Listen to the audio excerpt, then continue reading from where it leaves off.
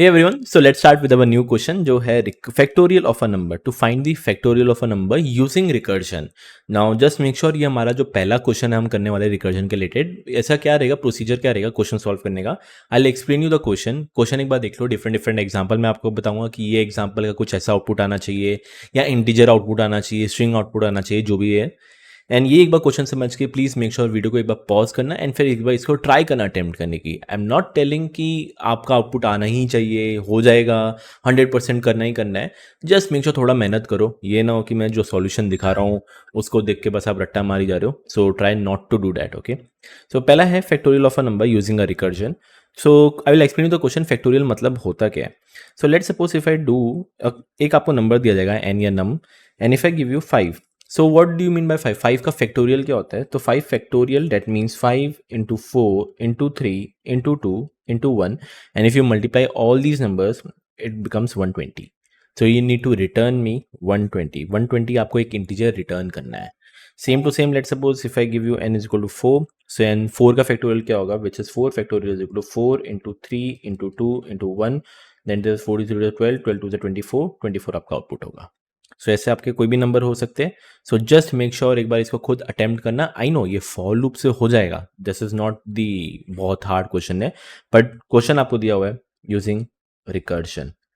एक बार रिकर्शन से प्लीज इसको अटेम्प्ट करो एंड लेट्स सी इसका हम कोड या इंट्यूशन है कैसे हम कर सकते हैं. So let's see the intuition behind this. Intuition ही है कि whatever we do the मतलब कोई भी हमको अगर एक नंबर मिलता है वी नो कि दो चीज़ें हमें क्रिएट करनी होती है. एक होता है कि आपका जो एक फ्लो है कि what is the flow we need to create and second is the base case. What can be the base case in the case of the factorial. So let's suppose n is equal to 5. I know एक कुछ अगर मैं function बनाऊंगा f5 जो I know मेरे को 120 देगा but what is that? That is something 5 into 4 into 3 into 2 into 1. Correct. And इसमें अगर देखा जाए can I say 4 3 2 1 4 into 3 into 2 into 1 that is something 5 into factorial of 4. I'm pretty sure दिखने से पता चल रहा है 4 into 3 into 2 1 is factorial 4 and factorial 4 की बात करता हूँ. factorial 4 is something 4 into 3 into 2 into 1 and factorial 4 को मैं कैसे लिख सकता हूँ? Can I write something like this 4 into factorial 3? yes. So कुछ ना कुछ एक फ्लो बन रहा है. फ्लो ऐसा कुछ बन रहा है कोई भी अगर नंबर मैं 5 दूंगा that becomes 5 into f of 4 एक number come. So can I से मेरा कुछ फ्लो ऐसा बनेगा f of n could be an anything number that becomes n into f of n minus 1. Perfect. सो ऐसा कुछ मेरा एक फ्लो बन रहा है. फ्लो को मैं एक बार लिखने बैठूंगा तो let's start by doing that. Let's suppose def एक फैक्टोरियल नाम का you are making a function and उसमें क्या लेगा? एक नम लेगा. You can take an n और एक number. I know what do I need to return. मेरे को कुछ रिटर्न करना है num into again a factorial of num minus 1.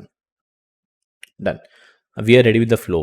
Now comes the base case. Base case क्या है? क्योंकि अगर हम कोई बेस केस नहीं लिखेंगे ये 5 into 4 into 3 into 2 into 1 into 0 into -1 into -2 into -3 ऐसे चलता रहेगा. सो इसमें दो बेस केस कह सकते हैं. बेस केस का जो एकदम सबसे नॉर्मल है. I know f of 0. What is factorial of 0? That is actually 1. ये मेरे को कंफर्म है. And what is factorial of 1? Factorial of 1 is actually 1.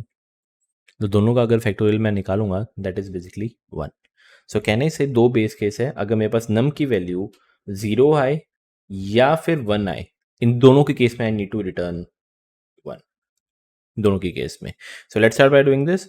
यहाँ पे कैन आई से बेस केस ऐसा लिख सकते हैं कि if num is equal to 0 और नम इक्वल टू 1 दोनों में से कोई भी अगर एक है we need to return 1. Done dusted खत्म. या अगर आप रन करोगे yes you will get your output. And let's start by doing the क्या बोलते हैं रिकर्जन ट्री. इसका रिकर्जन ट्री कैसे बनेगा? रिकर्जन ट्री कुछ ऐसा बनेगा. Let suppose if I do factorial of 5. What is factorial of 5? Factorial of 5 call करेगा 5. क्या 5 0 और 1 के इक्वल है? नहीं. तो that means it will call this one. तो ये मेरे को क्या कॉल करके देगा? 5 into factorial of 4. Let's start by doing factorial of 4. अगर मैं 4 इधर देता हूँ क्या 4 है मेरे पास? 0 और 1 के इक्वल है? नहीं. तो क्या कॉल करेगा ये? 4 into factorial of 3. So can I से 4 will call something 4 into factorial of 3. Perfect. Factorial of 3 किसको कॉल करेगा? It will call 3 into factorial of 2. मेरे पास अभी भी फैक्टोरियल ऑफ 2 का आंसर नहीं है. इफ यू डू 2 हियर, 2 0 और 1 के इक्वल नहीं है, ये वापस किसको कॉल करेगा, 2 इंटू फैक्टोरियल ऑफ 1 को कॉल करेगा, नम माइनस 1। तो डेट मीन्स 2 भी किसको कॉल करेगा, 2 इंटू फैक्टोरियल ऑफ 1। नाउ ध्यान से देखना, इफ आई से फैक्टोरियल ऑफ 1 या फैक्टोरियल ऑफ 1 इज एक्चुअली 1, कहने से इसको कट करके मेरे को 1 आएगा। तो 2 इंटू 1 कितना होता है 2, कहने से ही मेरे को कट करके 2 देगा। 3 इंटू 2 कितना होता है 6, ये मेरे को कट करके देगा 6। 6 इंटू 4 कितना होता है 24, ये मेरे को 24 देगा। And 24 into 5 that is actually 120।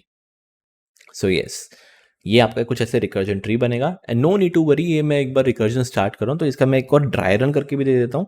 इसको I just copy this and थोड़ा सा छोटा कर देता हूँ, इसको copy paste, copy paste, copy and paste, copy and paste and copy and paste. पता नहीं इसका काम आएगा नहीं आएगा, लेट्स सी। सो या let's start by doing this. Factorial of 4 मैं कॉल कर रहा हूँ, लेट्स सी फैक्टोरियल ऑफ 4 क्या देगा। सो जस्ट इमेजिन यहाँ पे मेरे पास 4 आया, ड्राई रन करके दिखा रहा हूँ कि कौन कैसा कॉल किसको करने वाला है। तो यहाँ पे मेरे पास नम की वैल्यू 4, तो 0 1 तो इक्वल है नहीं, तो ये किसको कॉल करेगा, 4 into factorial of num minus 1, 4 minus 1 that is 3। Now perfect, factorial of 3 यहाँ पे चलते हैं, नम की वैल्यू 3 क्या होगा, 3 0 और 1 के इक्वल तो है नहीं, तो वापस ये किसको कॉल करेगा, 3 into factorial of 3 minus 1 that is actually 2। यहाँ पे 2, ये फैक्टोरियल यहाँ पे जाएगा, नम की वैल्यू 2 होगी, 2 0 1 के इक्वल नहीं है, तो क्या करेगा ये 2 into factorial of 2 minus 1 that is factorial of 1।